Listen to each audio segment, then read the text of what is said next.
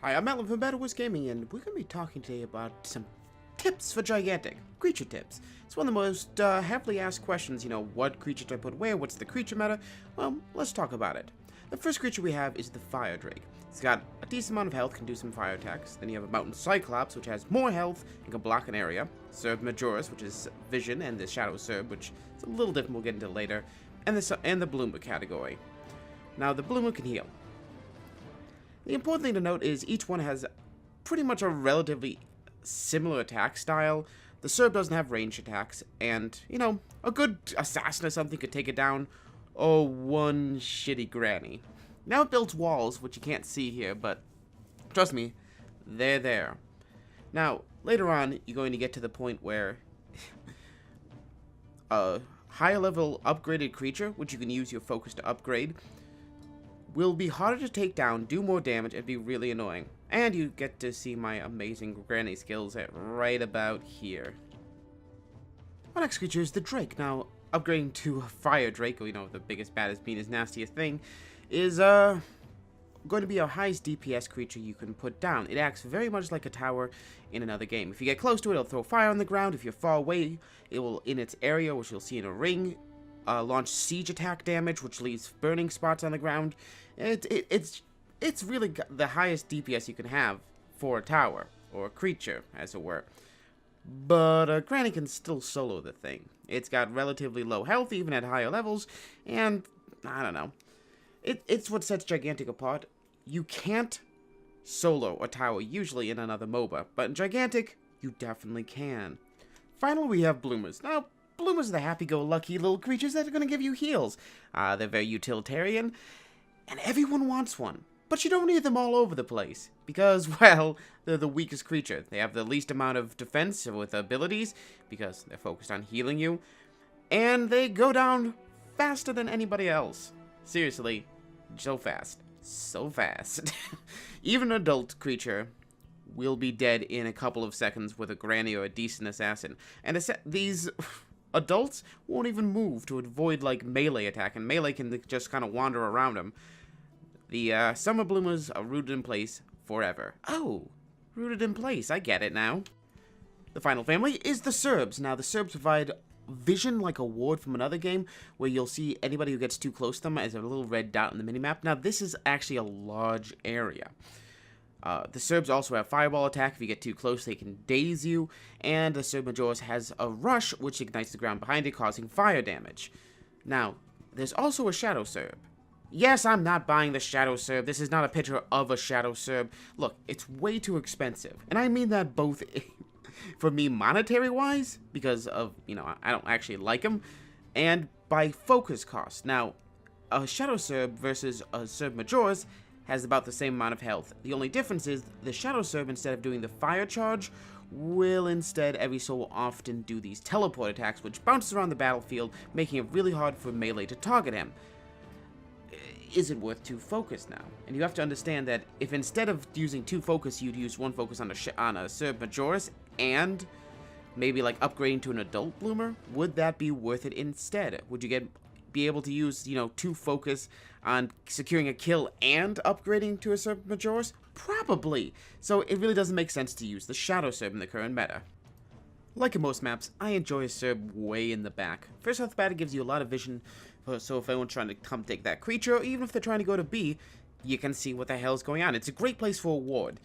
Now, it does give you quite a bit of vision, up to, the Griffin or Guardian's chest in the beginning. Oh, look at those sparkles on those fingernails. I didn't see that before. I gotta find out who does her nails.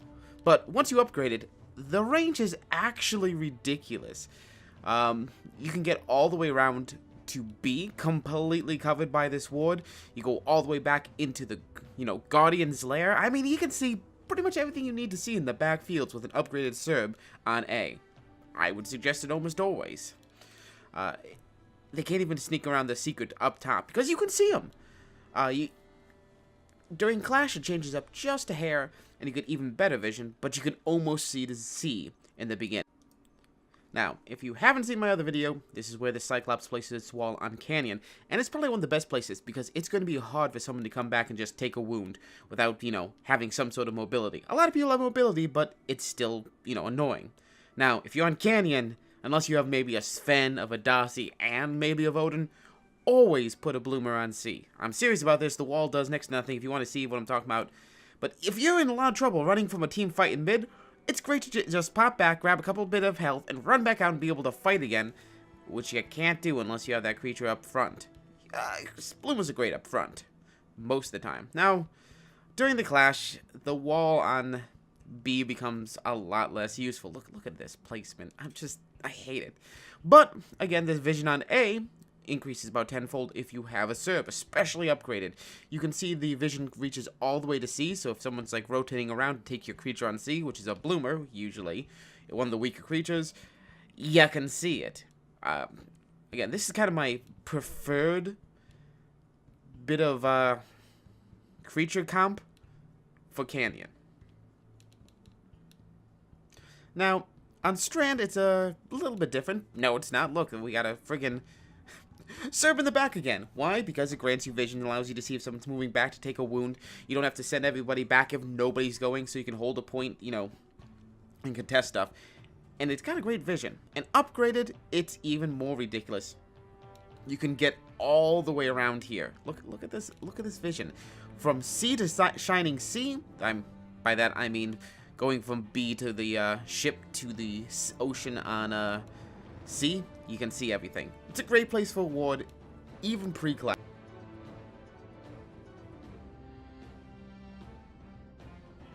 I have to admit, I think I like Cyclopes too much because I'm going to put a Cyclops on C 99.9% of the time. Because, I mean, look at it. Look at this blockage that you get. Could you put something else here? Maybe a healer? Maybe, but, you know. And, of course, here comes another Serb up on D. Now, some of you might be like, hey, what about the good old fire drinks are not good enough as, like, a baby creature to put up, usually. They just aren't strong enough, don't do enough. And the vision from D right now, you can see is kind of ridiculous. Upgraded, it gets even better, but even when you transition to Clash, the D point, a Serb on it, is great. If you want to put a, you know, dragon up here later on in Clash, if you can upgrade it to a fire dragon, you know, burn that focus. I don't care. Get it? Burn the focus? Fire dragon? You know what? Whatever. A Serb up here lets you see all the way back onto their G point, and if you put up an adult creature here, it's an even bigger spread. It's great. It really is. However, once more, we're looking at these Cyclopses, and I've said a lot about this in my other video. Great place for B. For C, it's a little less useful now in the Clash phase. Instead, I like to put up maybe a Bloomer here. Now, it's very open. You can easily get rushed down, but if you're fighting in the midpoint over there, it's nice to have come back to a healing creature, alright? That's kind of what I'm talking about. That's kind of a funnel area. So, just like in Canyon, it's a great place to have a creature. Moving on to Falls. You know what? Once more, Serb in the back. Why? Well, if you want to look through secret and make sure you can see anyone coming through, not so secret anymore if you can actually see them. If I'm thinking about it, you put a Serb up. I mean, it lets you see all the way up top over here, almost all the way back to B, which, again, is a great upgrade. Upgrading it goes even further. I mean, the range, especially in the early game, is ridiculous. Look at this. You can almost see C. You get all the way around to the front of Secret. You can get up into the back lines. It's really got a great distance on this stupid thing. You can see someone trying to hide out way over here pre-Clash. Sometimes it's good. I've seen a couple trips hang back. Anyways, again, Cyclops on B gives you a lovely wall. I've said this in the other video. Walls all over the place. Look at that wall. There's another wall. I just like walls. Again, River putting up a wall means that the melee has to be real careful about coming down. They have to take that creature or they're going to be screwed. And again, here's another great thing.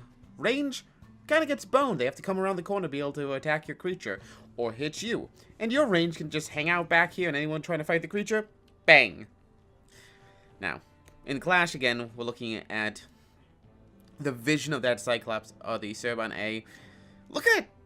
It's all the way back here. It's almost at the Guardian's feet.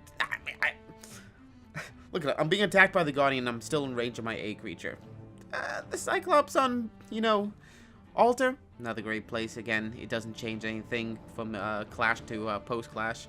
Now, let's see if I can make... Nope! Alright, fine, whatever. Yeah, we still have vision all the way around here. You almost can see up there with a Turbine A. It's just great vision. And speaking about up here, look, I hate this position. Up on altar over here, I mean altar. This used to be river. Now it's I don't know, Crep City, broken air. Anyways, this wall is terrible. You have to fight the creature before you go through the wall. And finally, you know what? You got a Bloomer up on a C point. It's a great place to get hurt during the fight, which happens really tight in Clash. Heals. You can put a Cyclopes up here, but again, in my other video, I talked why it's not as good. Now, Gigantic is amazing. I've given you my ideal kind of spots with normal team comps. If you have more healers, you can take out a Bloomer. You might be able to even throw a Drake in that lineup without too much problems. But again, Drakes as babies are kind of terrible in the current meta. So, I'd rather have a Cyclops. Even if the wall sucks, and again, you can look at my building a wall video, they're actually a little more beefy than a baby dragon. And unless you're trying to reenact How to Train Your Dragon, you don't want one. So save up your focus, get an adult one, and just kind of ignore the other ones. If you want an adult, dragon, put it on a somewhat forward point, because again, that's going to give you a beefy defense. Anyways, I'm Mattlin FBTWGaming. If you enjoyed this video and it helps you out, leave a comment, tell me what you like to see on each point.